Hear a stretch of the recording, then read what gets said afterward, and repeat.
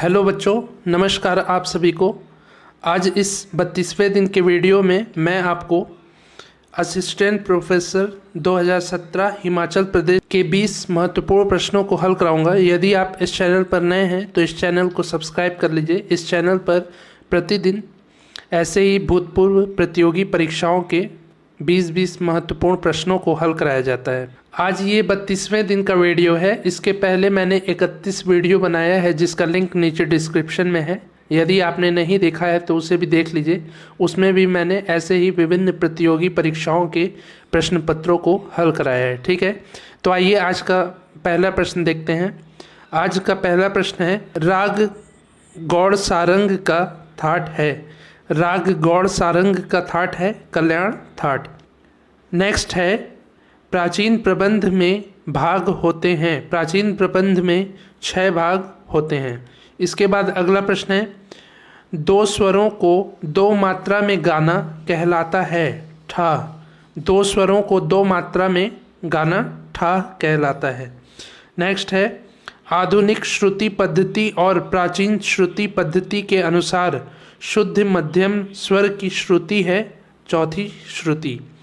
आधुनिक श्रुति पद्धति और प्राचीन श्रुति पद्धति दोनों के अनुसार शुद्ध मध्यम जो स्वर होता है, मध्यम शुद्ध जो स्वर होता है यानी कि शुद्ध म ऐसे लिखा जाता है। ठीक है, इस पे यदि खड़ी पाई लगा दें तो ये हो जाएगा तीव्र म। तो शुद्ध मध्यम स्वर की जो श्रुति है आधुनिक और प्राचीन पद्धति के अनुसार वो है चौथी श्रुति। नेक्स्ट है, जिस बंदिश में गीत तबला बोल और सरगम है वह है चतुरंग। जिस बंदिश में गीत तबला बोल और सरगम ये चारों चीज होते हैं उसको चतुरंग कहते हैं। ये हो गए 5 प्रश्न। इसके बाद आता है 6वां प्रश्न, अड़ाना है। अड़ाना जो है उत्तरांग प्रधान राग है। उसमें वादी स्वर सप्तक के उत्तर में होता है। ठीक है, पूर्व नहीं होता है, मतलब सा रे ग म प तक में उसमें वादी नहीं होगा। प के बाद तार सप्तक के सा तक प ध नि सा में ही उसका वादी स्वर होगा, इसलिए इसको उत्तरांग प्रधान राग कहते हैं। इसके बाद अगला प्रश्न है, स्वरों को विभिन्न प्रकार से गाना कहलाता है तान। नेक्स्ट है, पंडित अजय चक्रवर्ती का घराना है पटियाला घराना। पंडित अजय चक्रवर्ती जी का घराना है पटियाला घराना। नेक्स्ट है, राग जिसमें दोनों गंधार और दोनों निषाद स्वर का प्रयोग नहीं होता है तो वो है हमीर राग। हमीर में दोनों गंधार और दोनों निषाद, मतलब शुद्ध गंधार कोमल गंधार, शुद्ध निषाद कोमल निषाद, दोनों का प्रयोग नहीं होता है, किसी एक का प्रयोग होता है। ठीक है।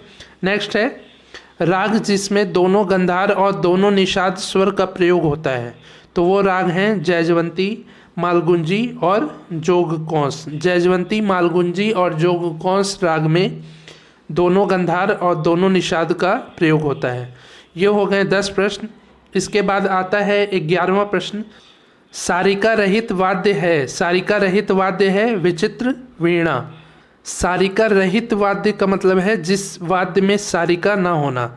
जैसे कि कोई वाद्य है, ठीक है, उसमें यदि ऐसे पर्दे लगे हों तो उसको कहेंगे सारिका। ठीक है, ये बीच में जो पर्दे लगे रहते हैं इसको सारिका कहते हैं।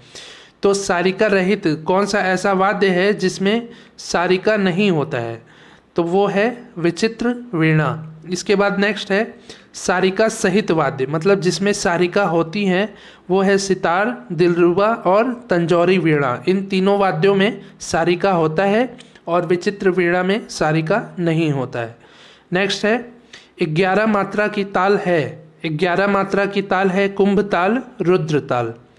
इसके बाद अगला प्रश्न है, कर्नाटक संगीत के तिस्त्र जाति के त्रिपुट ताल की मात्रा है, वो है 7 मात्रा।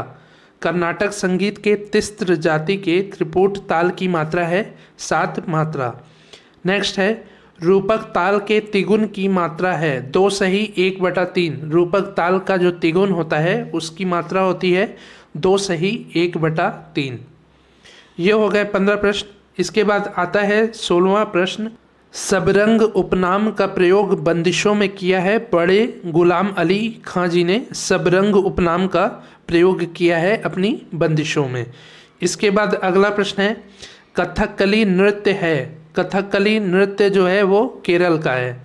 नेक्स्ट है भूपाली के धैवत की जगह निषाद प्रयोग करने पर राग प्राप्त होगा। भूपाली राग में धैवत स्वर लगते हैं, उसमें यदि निषाद स्वर का प्रयोग किया जाए तो उससे हंस ध्वनि राग प्राप्त होगा।